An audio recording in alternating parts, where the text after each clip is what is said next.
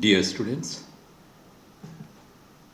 you are welcome to another segment on the scheduling algorithms, which is known as shortest remaining time, SRT.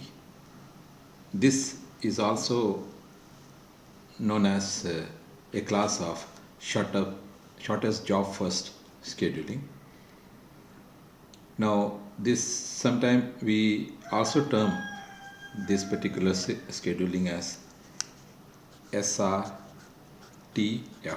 shortest remaining time first, remaining time first scheduling, and also shortest job first, also we term it as. This is a preemptive scheduling. I have already discussed what is in by preemptive and non-preemptive.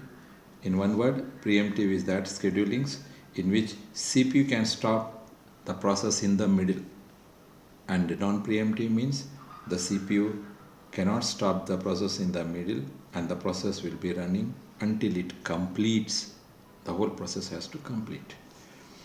Now in the given problem,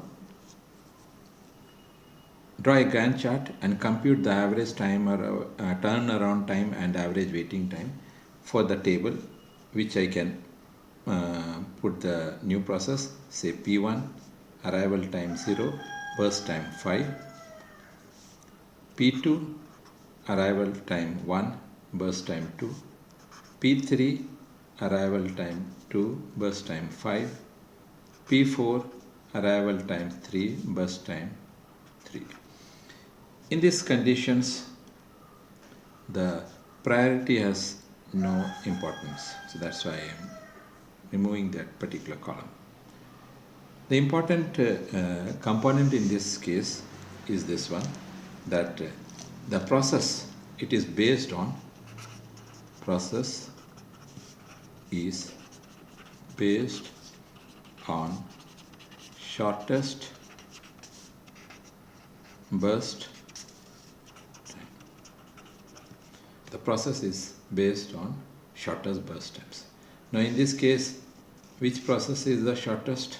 You will see that this process is the first shortest, another shortest is this one.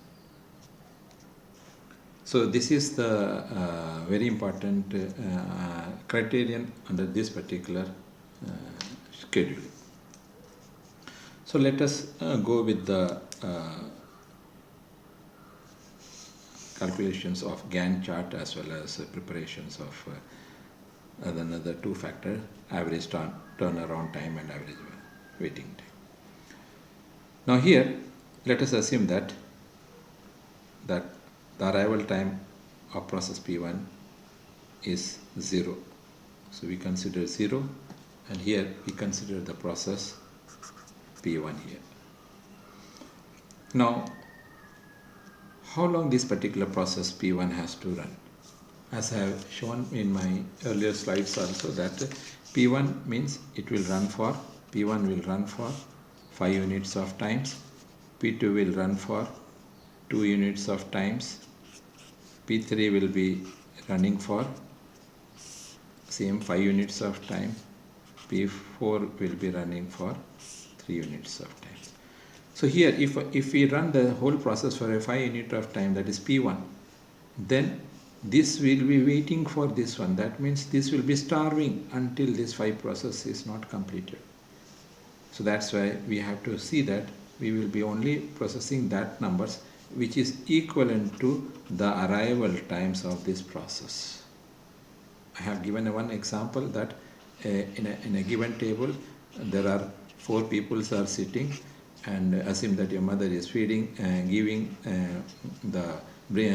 preparing the dosha or chapati and bringing to the table one by one. So if this person is consuming 3, this person 6, this person 2, this person say 1. So if she give it to this person full 1, 2, 3, 4, 5, 6, then these people will be waiting just like a starving. So that is a non-preemptive situations. But this problem is a preemptive. That means she will bring the chapati one by one and give it to everybody one. That is how. So the same way we are considering here. The P1 process will we will be processing with a one burst time. So that's why we will subtract one burst times from here and add one here. So this becomes one here. So when the arrival times was from 0, it has completed to 1. At the same instant, at 1, the arrival time of the process P2 exists. So P2 exists up to here. Now the next process is what? We will process the 2, because in this case it is having a shortest burst times. So under the shortest burst time, so we will put 2 here. So I will put P2 here. Now P2 will process for how long duration? Can I process the P2 for 2? If we process for 2, then P3 will not directly, it will go to P4. So best is that we go with the process of P2 with 1. If we put 2, there is no wrong, because once we put, it will be showing the value which is almost all close to P4. Even if it is close to P4, there is no problem, because the P4 is having a burst time which is lowest as compared to the P3. But still then we go with that order. Let me put it as +1. So here it becomes +1, means here it becomes 2. So from 2 we will make it as 1. That means 2 minus 1, since we added here, so here we have to subtract. Now after 2, which is the lowest burst times? Here you see this is the burst time of P2, burst time of P2. So again we find burst time of P2 is the lowest. So what we will do? We will put P2 once again here.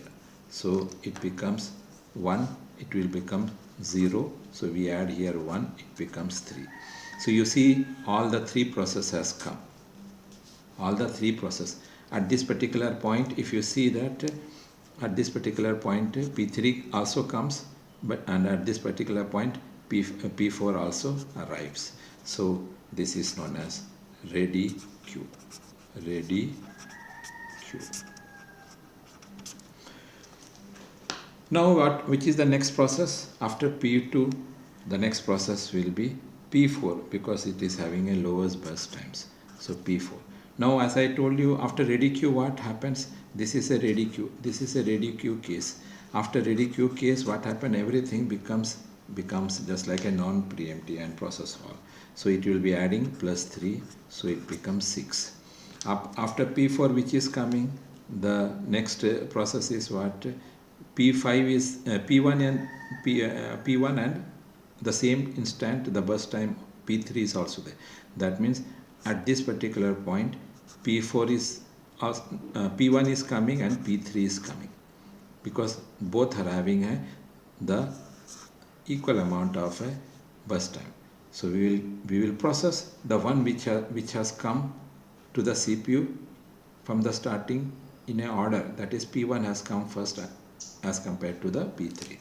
So we will put here P1. Now P1 will process for how much times? So this has -1, so 4. So it will process for 4 unit of time. So we put 4, it becomes here 10. After P1, what? We have to put subsequently P3. Now P3 will process for how much? It will process for full. This becomes 0. This is for full. So +5, it becomes 15. This is also 0, because P4 is 0. So here it completes the whole process under 15. Now here what we are going to calculate? The completion time CT. Now if it's completion time CT, if you see from here, P3 was how much? It was 15.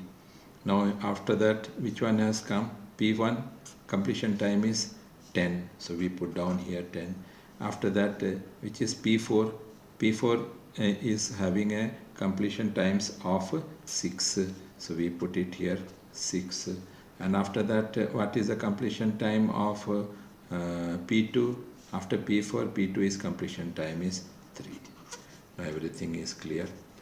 Now turnaround time is CT minus ET. So here we got 10 minus 0, 10, 3 minus 1, 2, 15 minus 2, 13. 6 minus 3 is 3. And what is waiting time? Turnaround time minus burst times. 10 minus 5, 5. 2 minus 2, 0. 13 minus 5, 8. 3 minus 3, 3 minus 3 is 0.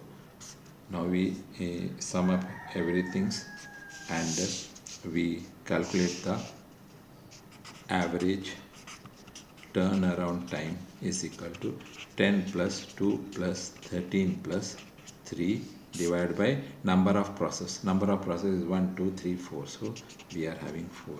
So that will be given as 7. Average waiting time is equal to 5 plus 0 plus 8 plus 0 divided by 4. How much it is coming as 3.25. Here also let us calculate throughput. Throughput means that is equal to number of processes